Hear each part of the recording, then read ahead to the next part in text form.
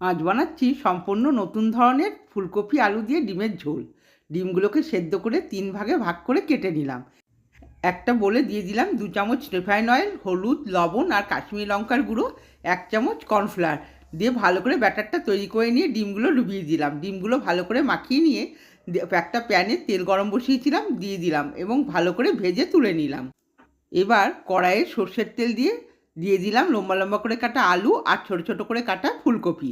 লবণ আর হলুদ পরিমাণ মতো দিয়ে ভালো করে নেড়েচেড়ে ভেজে তুলে নিলাম। একটা মিক্সিং জারে আদা, রসুন আর কাঁচা লঙ্কার পেস্ট করে নিলাম। ওই তেলেতেই দিয়ে দিলাম গোটা জিরে, গোটা গরম মশলা আর তেজপাতা। পেঁয়াজ আর টমেটোটাকে ভালো করে ভেজে আদা রসুনের পেস্ট, 1 চামচ জিরের গুঁড়ো, হলুদের গুঁড়ো আর ধনের গুঁড়ো, লঙ্কার গুঁড়ো দিয়ে ভালো করে কষিয়ে নিলাম। ফুলকপি আলু ভাজা দিয়ে একটু নেড়ে চেড়ে পরিমাণ মতো জল দিয়ে ডিমগুলোকে দিয়ে দিলাম, ঘি গরম মশলা দিয়ে নামিয়ে নিলাম। আজ বানাচ্ছি